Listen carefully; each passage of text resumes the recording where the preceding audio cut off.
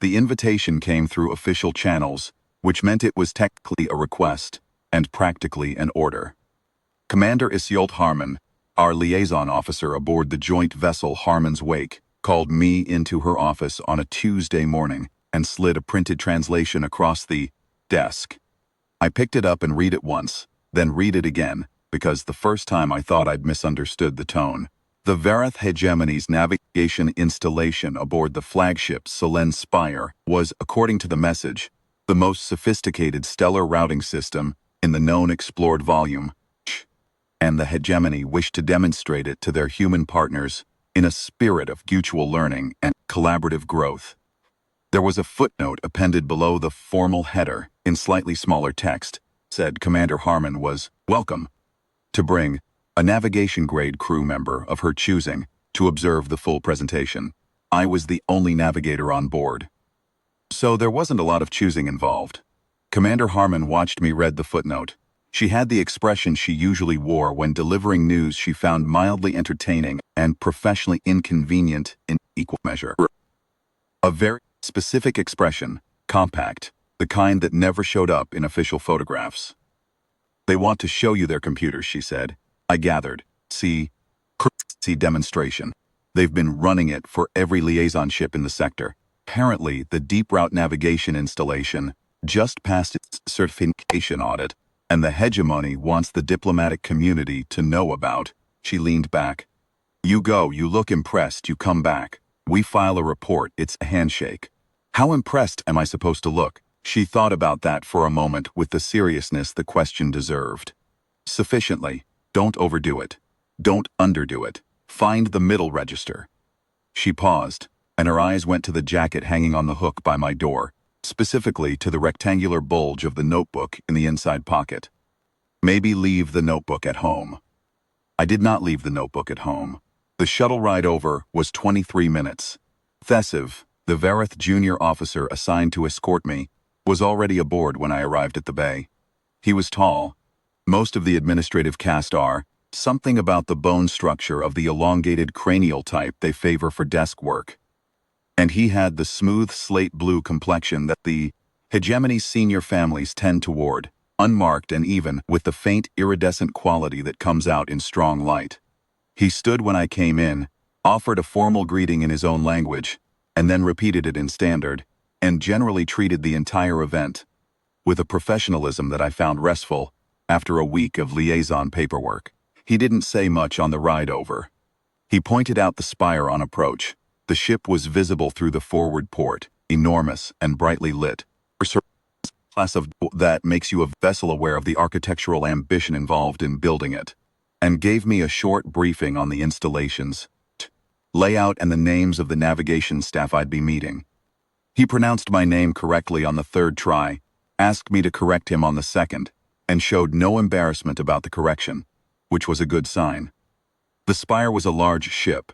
I want to be precise about this because large covers a lot of ground when people discuss spacecraft.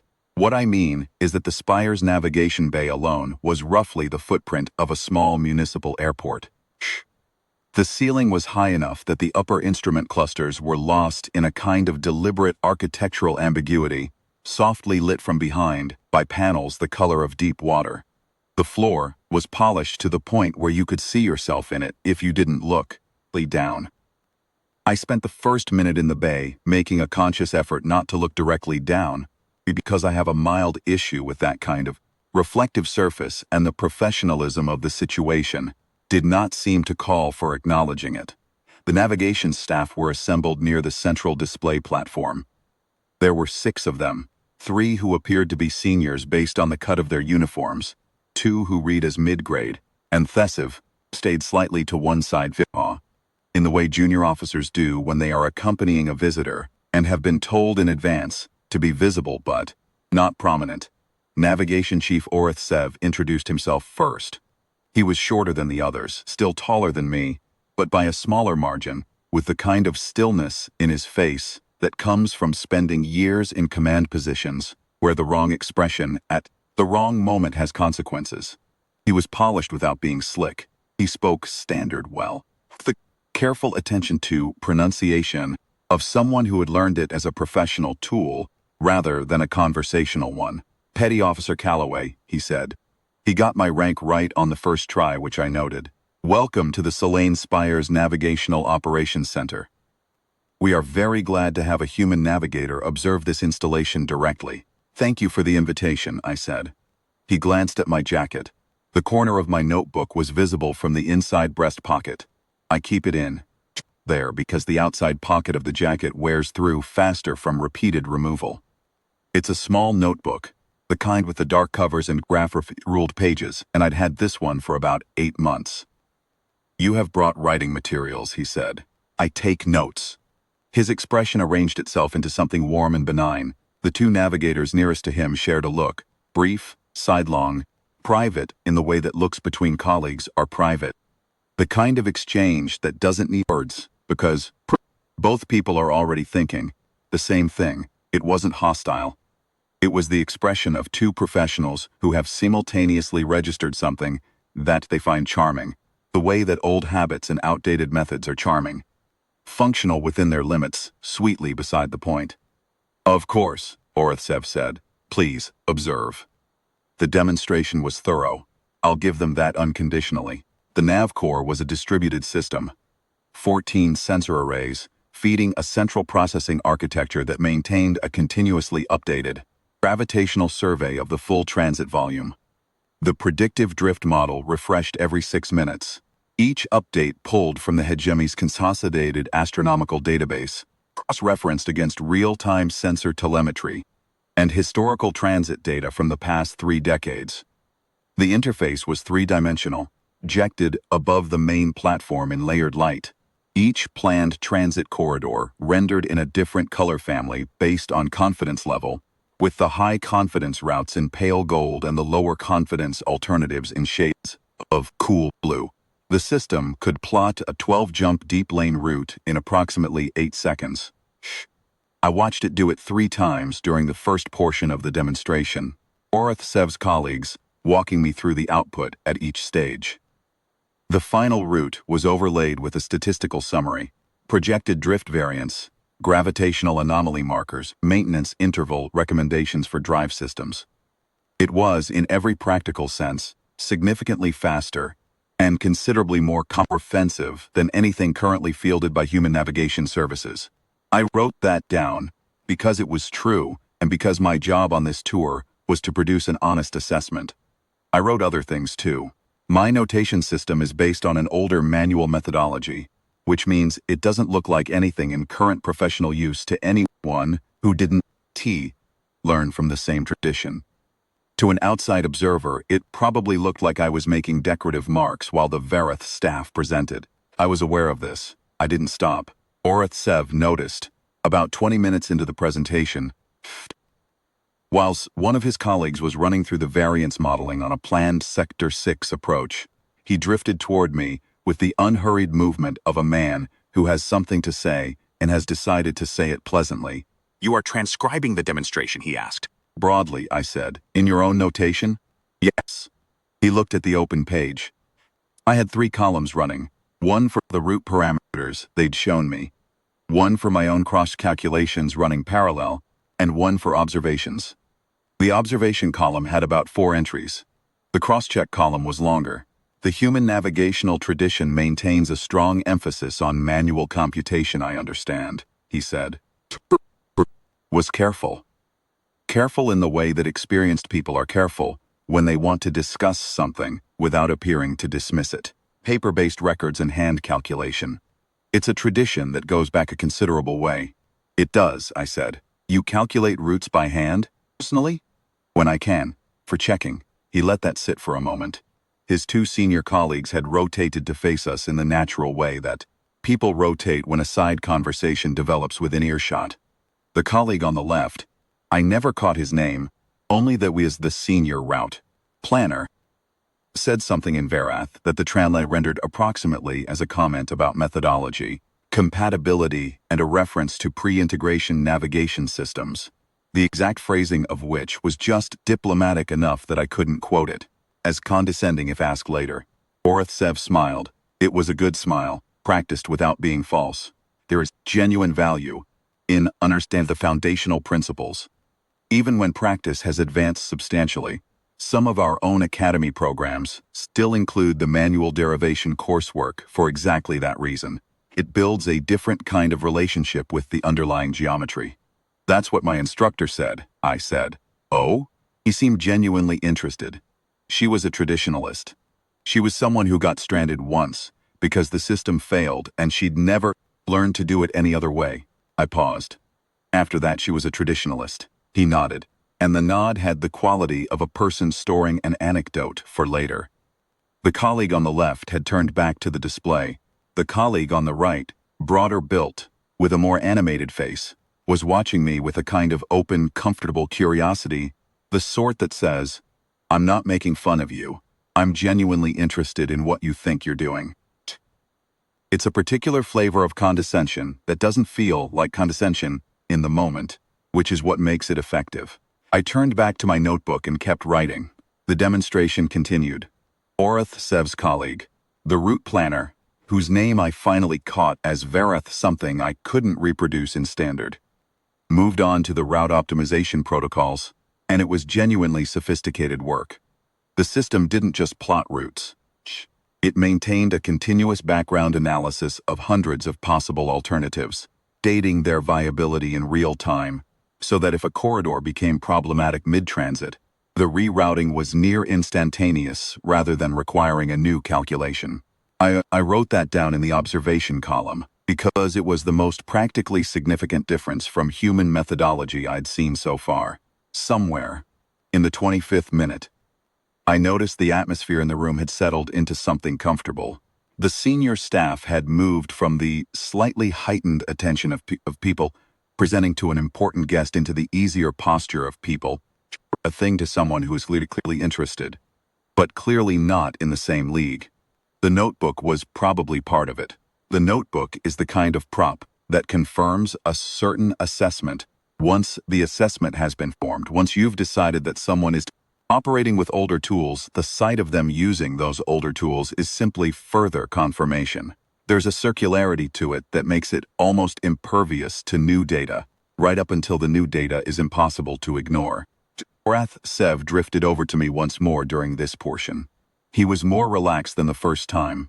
The professional courtesy had warmed into something closer to genuine collegiality. "The Human Navigational Academy," he said, with the air of a man making comfortable small talk. "I have read some of the published documentation. The emphasis on individual skill development is quite different from our approach. We train on systems too," I said. "The manual methodology is supplementary. Most navigators use it for cross-checking, not primary routing. You were trained in it as a primary method first?" My instructor was traditional. "Yes. You mentioned she was stranded once." He glanced at the notebook. "Does that happen often with human navigators? System failures at critical points?" "Less often than it used to. Systems are more reliable than they were." I paused. "Less often than never." He smiled again, and this time the smile was more genuinely warm than the practiced version. He decided I was comfortable to talk to, which I suppose was accurate. Navigation Academy has been considering whether to reintroduce some elements of the manual derivation track as a supplementary module. There is ongoing debate about whether the skill remains worth the training investment. He looked at the notation on the open page. "What would your view be?" "I'd reintroduce it," I said, "even given how much the systems have advanced, especially given that." I thought about how to put it cleanly. The systems are very good at the things they've been built to be very good at. That's most things. The manual work is useful for the things in the gaps, the objects that didn't make it into the database on time, the corridor that runs through a region the system's coverage is thinner in, the calculation that needs to be run quickly with the data you're carrying rather than the data the system has. I turned a page in the notebook. It's a narrow set of cases, but narrow isn't the same as zero. He considered this. "A narrow set of cases," he repeated. "Most of the time the system is right and faster," I said. "Manual's a backup. Like having a secondary hull sealing system, you hope to never need it. And when you do need it," he said, "you are very glad of it." "Yes," I said. He nodded. The nod shifted quality from the earlier one. Less storing the anecdote, more genuinely filing the information. He returned to the front of the room, and the demonstration continued. And I kept the 3 columns running. The middle portion of the demonstration covered the deep lane transit planning, specifically, which was the hegemony's area of current focus. Deep lanes are the long stretches between major system clusters, where there's no convenient mass anchor to navigate by, and the route is defined entirely by calculated drift and pre-plotted gravitational corridors. They're the legs where you'd most want a robust prediction system, because the margin for error is wide, and the cost of error is high. Orithsev took back the presentation for this section. He was a good presenter, methodical, confident, with the habit of checking comprehension that marks someone who has taught the material before. He walked me through the Spire's planned deep lane schedule for the next 6 weeks. 7 legs, ranging from a straightforward 2-day transit to a complex 6-jump sequence through a relatively uncharted stretch near the outer survey margin. The display rendered each leg in sequence, as he described it. The color coding was consistent. The confidence metrics were clear. I was following it without difficulty, which I think mildly surprised him. I caught the brief recalibration in his expression around the 3rd leg, hook. When I asked a specific question about the gravitational variance allowance on a segment, and the question turned out to be technically precise. "You have done deep lane work?" he asked. "Some survey work in the outer sectors, 3 years ago." "Ah," he returned to the display. "Then you'll understand the challenge of the unanchored approach on leg 7. He highlighted the corridor, and the display rendered it in a deep amber. Lower confidence than the first 6 legs. Not alarmingly so, but marked. This is the most complex segment of the proposed schedule. There is a significant uncharted subregion that our system is modeling from aggregate survey data. The confidence level is within hegemony transit standards, but it is an approach we will monitor closely. I looked at leg 7. I recognized the region. Not specifically from the display. The Varith notation was different, and the display coordinates were in the hegemony system, which I could read but not instantly map. I recognized it from the general geography, from the shapes of the mass distribution, and the calculated drift direction, from the quality of the unanchored space on that particular vector. I had done survey work in those outer sectors 3 years earlier, on a mapping run in a slow transit vessel with a lot of time to look carefully at things. We'd found a brown dwarf about 4/10 of the way along what I was now identifying, from the display geometry, as the Spire's Corridor 7 approach. Brown dwarfs are not unusual. They're cold, they're dim, they emit almost nothing in detectable wavelengths, and they show up in ground-based and deep survey instruments as faint gravitational signatures that take patience to characterize. We'd filed the survey record. It was in the deep registry, the secondary catalog, the one maintained from raw survey data, not the cleaned and formatted feeds that primary navigation databases use. The primary databases integrate from the cleaned feeds. There's always a lag. I wrote down the approximate coordinates of the dwarf in my cross-check column. Then I wrote down Corridor 7's transit epoch from the display. Then I started doing the calculation. Orithsev was still talking. I kept my eyes on the display while I worked in the notebook, which is a thing I learned to do during long lectures, and have never unlearned. The drift artifact from a dwarf at that approximate mass and position, over the transit epoch he'd described, place Corridor 7 in a gravitational shear differential, somewhere in the 3rd or 4th hour of the approach. Not enough to lose the ship. For the Spire, which was a large and structurally robust vessel, it would produce drive housing stress in the range that hegemony maintenance guidelines would flag for pre-transit inspection. A scheduling problem, the kind that delays departures and rearranges logistics. For a smaller ship on the same corridor, the stress loading on the drive housing would be in a different category entirely. I needed to check my number. I worked through it again from the beginning. The math was not complicated, but it needed to be exact. And I wanted the epoch date correct. And I wanted the dwarf coordinates accurate enough that I wasn't raising a concern about the wrong object. "You are still writing," Orithsev observed. We were now on leg 5 of the schedule, and his tone was the benign, slightly puzzled tone of a person who expected the note-taking to have ended by now. "Yes," I said. You found something interesting in the earlier sections? I'm checking something, I said. I'll know in a few minutes. He paused. A short pause. Pause of someone recalibrating expectations, and then continued with the presentation. The break came after the main presentation sequence. A light refreshment was offered, and I accepted a cup of something warm and found a corner near one of the secondary display terminals where I could sit undisturbed. The warm drink tasted faintly of something I couldn't identify, a spice, or something functioning as one, and was pleasant enough that I drank it while finishing my calculation. The number came out the same the second time as the first. That's generally the point at which I trust a result. I looked at what I had. The brown dwarf was real. I had the survey record, filed under my own name in the deep registry, the epoch date, and the classification data, and the mass estimate, and the gravitational signature parameters. The Corridor 7 transit, as plotted on the Spire schedule, would put the ship into the drift field of that object roughly 11 hours into the approach leg. The shear differential at that epoch, for the Spire's drive configuration, was in the maintenance flag range. For a lighter vessel, it was in the damage risk range. I wrote up the correction clearly. My instructor had a specific forfeit for navigation corrections. State the concern, cite the source data with epoch dates, show the calculation in full, state the correction. I followed the format because it makes the correction easy to verify, which is the point. It also makes it harder to dismiss. That's a secondary benefit. I tore the page out of the notebook. The notebook is graph-ruled. The pages tear cleanly. I looked across the room for Thesiv, who I'd identified early as the most sensible person to approach with this. He was standing near the far wall, present but not engaged in any of the senior conversations, doing exactly what a junior officer is supposed to do at a break in a formal event, remaining available and saying nothing. I walked over and held out the page. He looked at it. His expression went through a small journey. He read standard well, and he read it quickly, and there was a moment about 4 lines down where something changed in his face. Not alarm exactly. Something more like attentiveness, sharpened. You give this to Navigation Chief Orith Sev, I said. Thesiv looked at the page again. Then he looked at me. His face had the expression of someone who is deciding, in real time, how to categorize what they're holding. Of course, he said.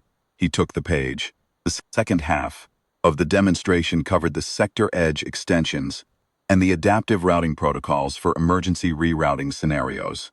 It was well designed and well presented, and the adaptive logic in particular was genuinely interesting. The system's ability to recalculate in response to real-time anomaly data was substantially faster than anything equivalent in human service. I made notes on it with the honest appreciation of someone who can recognize good engineering when they see it. And when one of the mid-grade navigators asked me directly whether the human fleet's emergency rerouting systems worked similarly, I said no, they worked differently, and explained the human approach. And he asked a follow-up question that showed he'd actually listened to the explanation. The senior staff were professional throughout. The two who had been most visibly amused during the paper notebook portion of the first half had calibrated toward neutral. Not cold, there was no hostility, no stiffness, but the easy warmth of the charming old methods register had been turned down a few degrees. They knew Thesiv had taken a note to Orith Sev. They didn't know what was in it, but they knew it had happened. Orith Sev himself was at the main display for the first part of the second half, then stepped away to a secondary terminal at the far right of the bay. His back was to the room. I watched him for a moment, in the way that a navigator watches things when they want to understand the disposition of a space. And then I went back to my notes. He was at the terminal for about 12 minutes. When he came back to the main floor, his expression had the quality of a controlled surface, professionally maintained, giving nothing away, which in itself gave something away. The two senior navigators glanced at him and received nothing readable in return. He stood and watched the final portion of the presentation without speaking. When it concluded, there was a pause of several seconds, long enough to be noticeable, not long enough to be awkward, exactly in the range that a person produces when they need a moment to decide what to say. Petty Officer Calloway, Orith Sev said. Your survey reference. The classification you noted for the third quadrant brown dwarf on the Order 7 approach vector. You have the original survey data available? I have my charts, I said. The full survey record is in the deep registry, under my name and ship filing. I can pull the original document if you need the formal reference. The epoch date you listed in the correction. Verified against my survey log. The observation was made on the 41st day of the survey run. I can give you the full date in hegemony calendar notation if the standard date creates ambiguity. That won't be necessary, he paused. The object is not in our primary navigation database. It would be in the deep survey registry, I said. It's a secondary catalog, the raw survey data.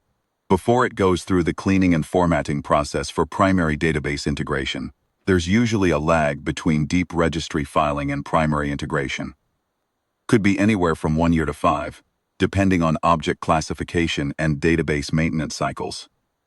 Our predictive model draws from the primary hegemony astronomical database and the consolidated partner survey feeds, not the deep registry. Right, that's a common architecture.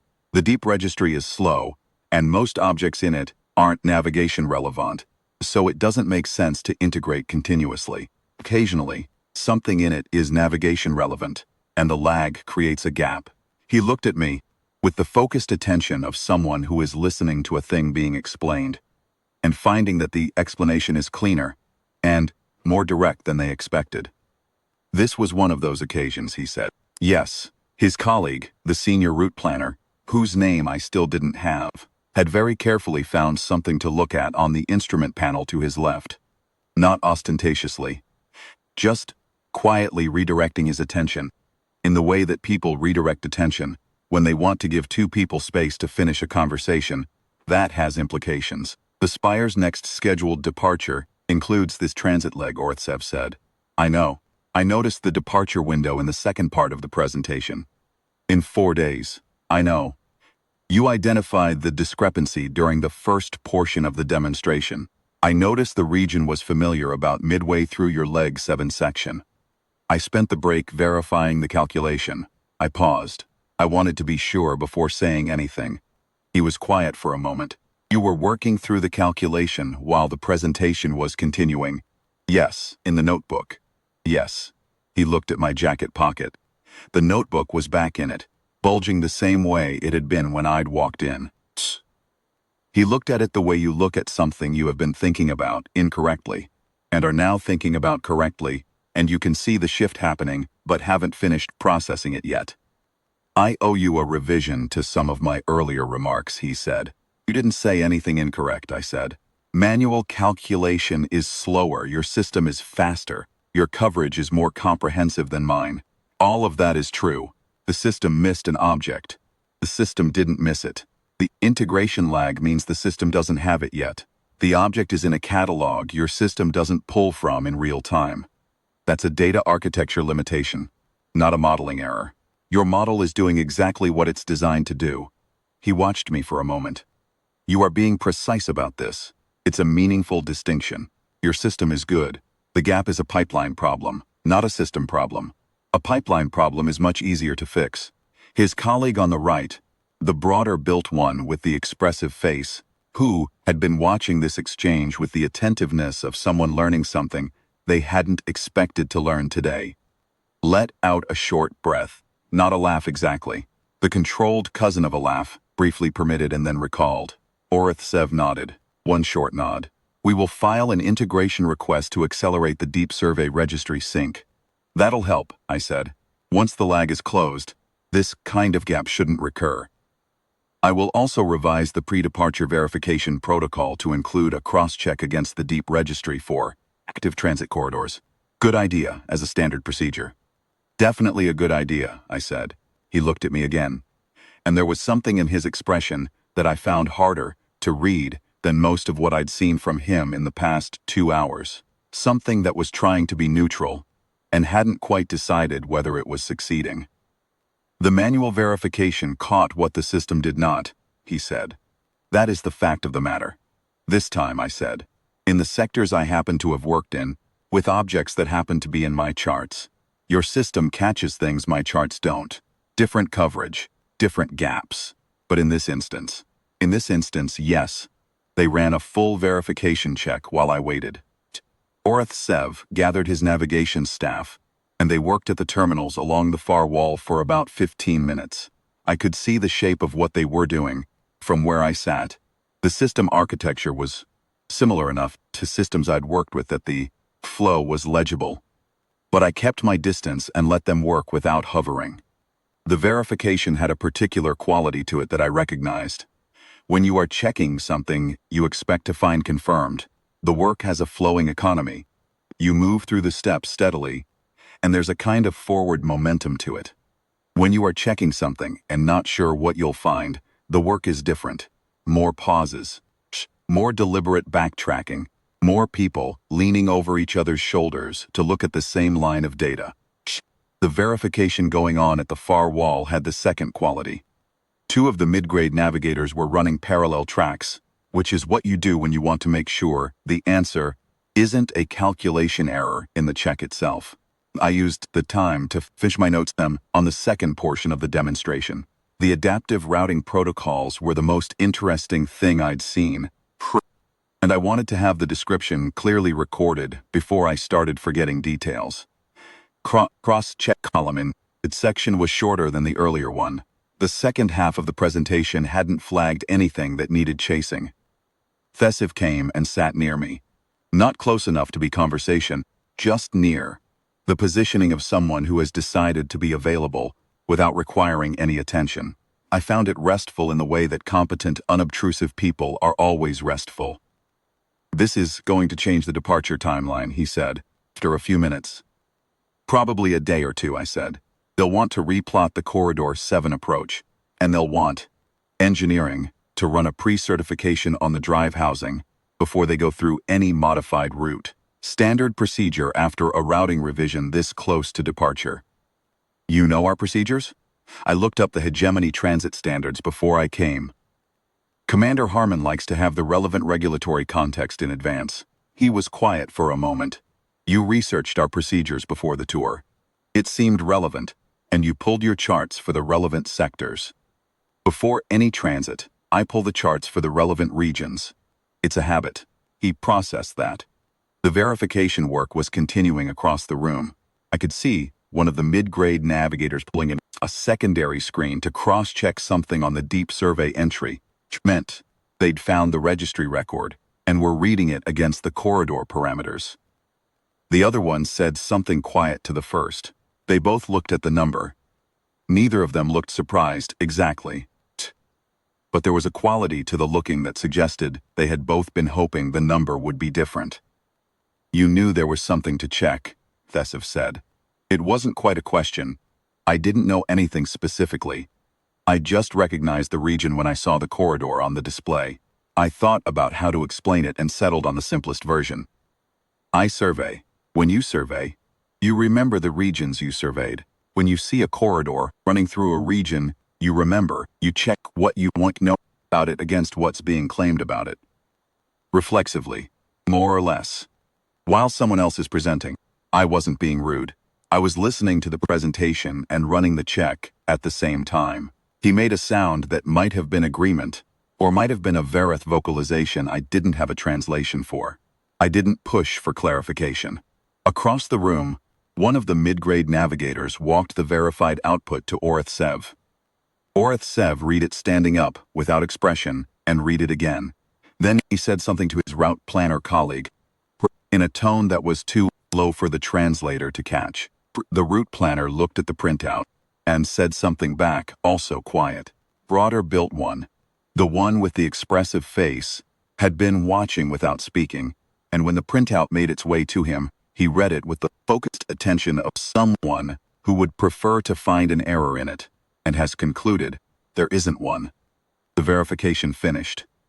Orathsev stepped away from the terminal cluster and came toward me, carrying the printout, the system's verified output, fresh from the navigation core, not my handwritten page, though the numbers on it matched what I'd written because the mathematics does not care what language you run it in. Confirmed, he said. The gravitational shield differential at Corridor 7 transit epoch, accounting for the Ground dwarf cataloged in the Deep Survey Registry filing, under your name, produce drive housing stress exceeding hegemony pre-transit inspection thresholds for the Spire's drive configuration. He paused. A vessel of lighter class on the same corridor, the shear loading would be in the structural risk category, above the threshold requiring emergency protocol activation. Yes, I said. That's what I got. The departure is delayed. We will replot the corridor 7 approach to clear the drift field and submit for engineering certification before transit. That's the right call. Your survey record will be cited in the maintenance filing. He looked at the printout, then at me. We will submit the integration request with high priority classification. I would like the lag on deep registry objects in active transit corridors closed as quickly as the pipeline permits.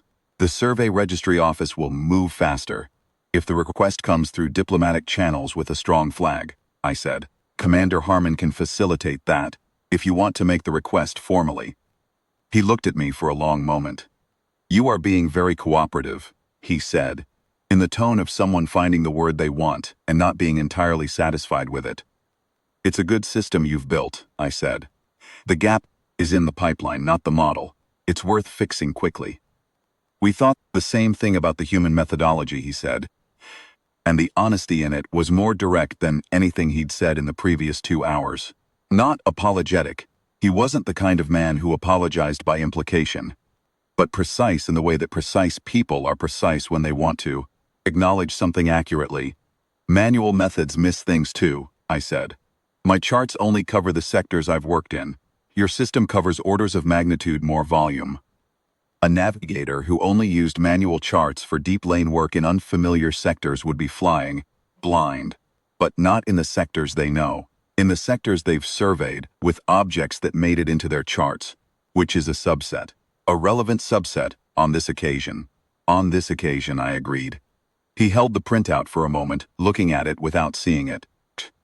Then he filed it in the routing folder, and straightened, and the expression on his face resolved into something that I read as a senior officer, finishing the processing of an unexpected situation and returning to operating mode. Safe transit, petty officer, he said. You too, I said. Thesiv walked me back to the shuttle bay.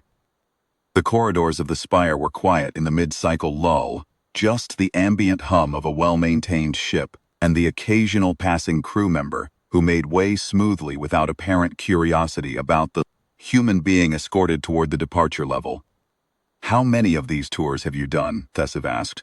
Liaison tours generally, a fair number. Navigation demonstrations specifically. 2 did those go? First one went fine. They had a good system. I had questions about the drive coupling integration with the nav core. We talked about it for 2 hours, and I came back with a lot of notes. I considered the second one. The second one asked me not to bring the notebook to the follow-up session. Thesiv glanced at me sideways. Did you go to the follow-up session? They didn't invite me to the follow-up session. He made the sound again, the same one from earlier, controlled and brief, the suppressed cousin of a laugh. I was getting better at reading it. We stopped at the shuttle entry. The bay was quiet. The shuttle's running lights were on steady, meaning the pilot had it ready and was waiting. You were not performing, Thesiv said. Sorry? During the demonstration, the notebook, the notation, the calculations during the presentation, you were not making a point. You were not demonstrating anything. You were actually working. I thought about this. What else would I be doing?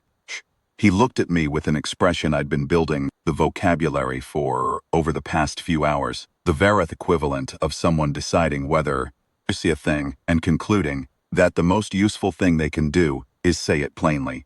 Navigation Chief Orithsev spent most of the first half of the demonstration assuming you were taking symbolic notes, maintaining a professional appearance while observing something technically beyond your current tools. He paused. That is what we have generally observed on these liaison tours.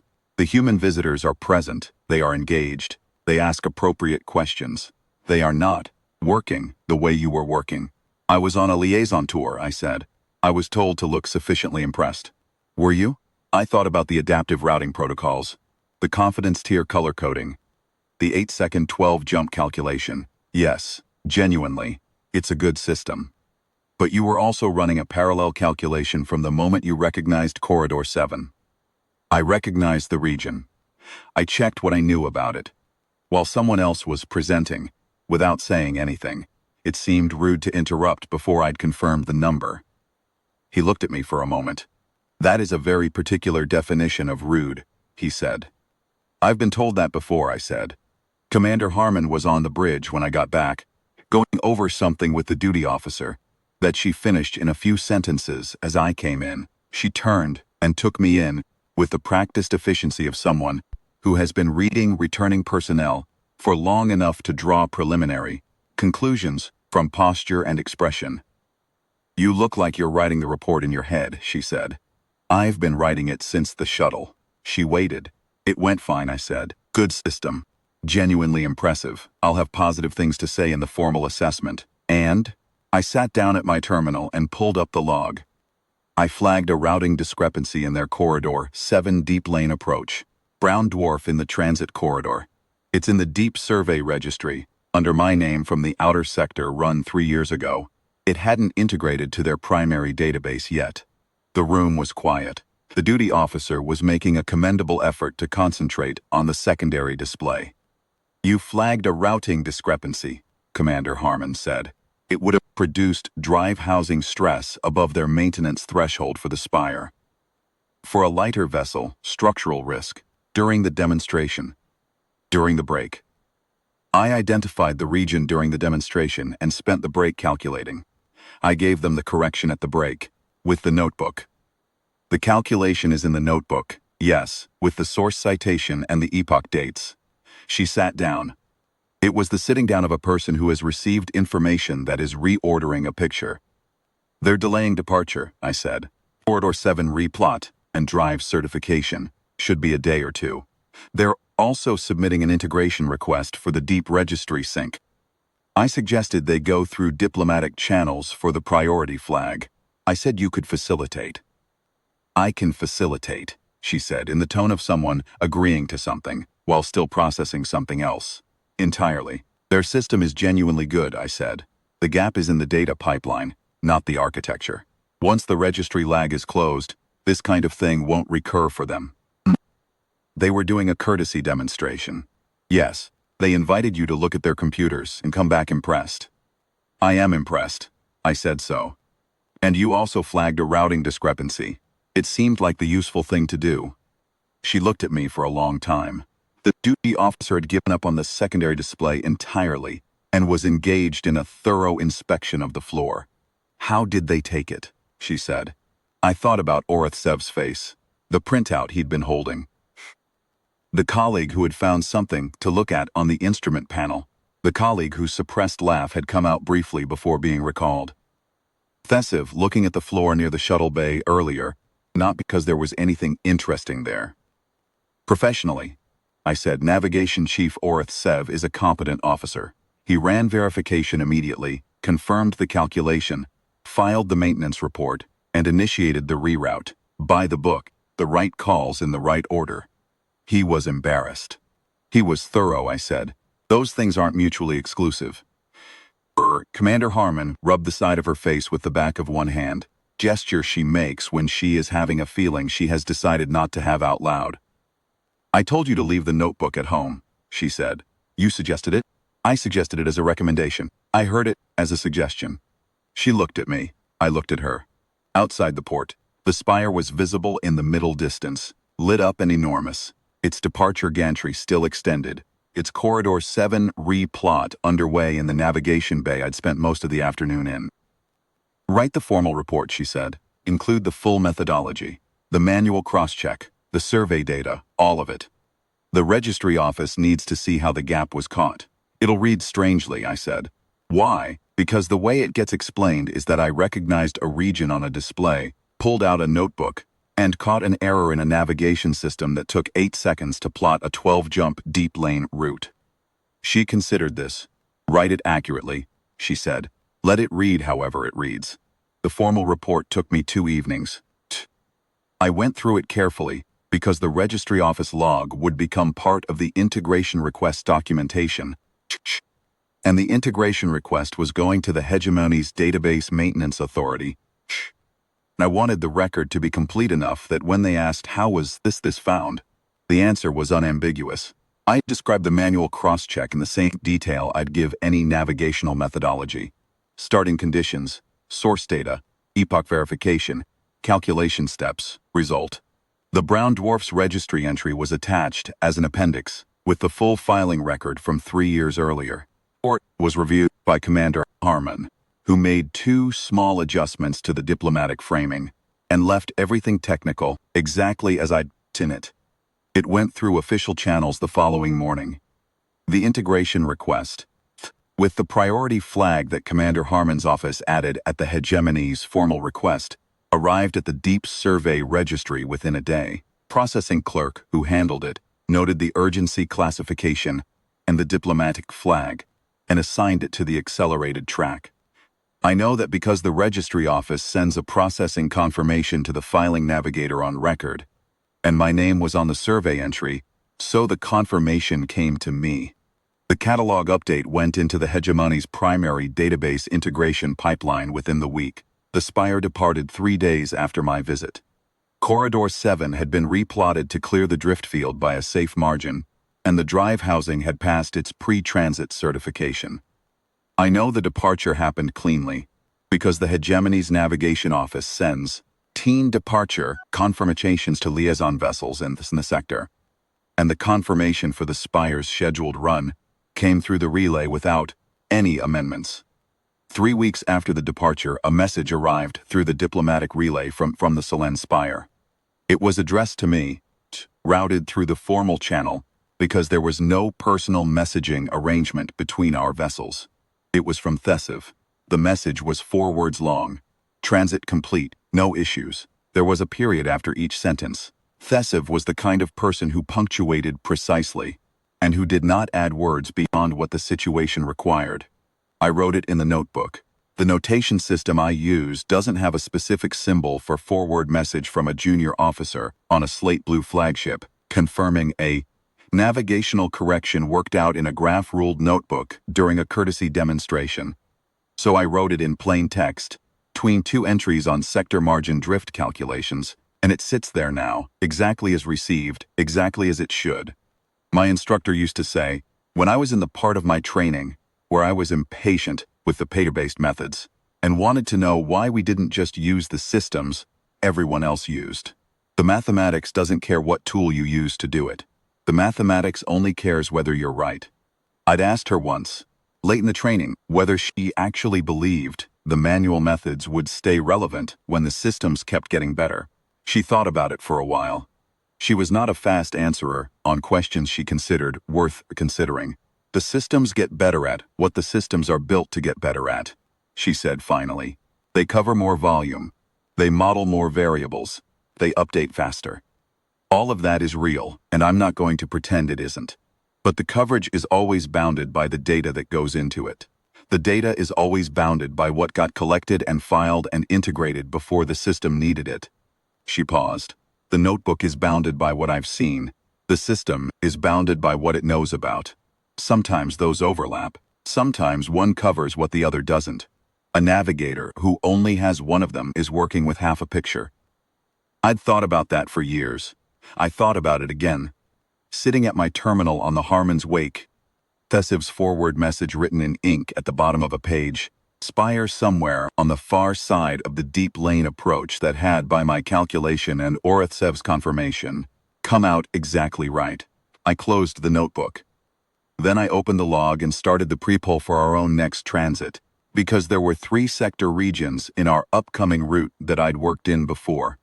And old habits are old habits, and the mathematics doesn't care where you do it.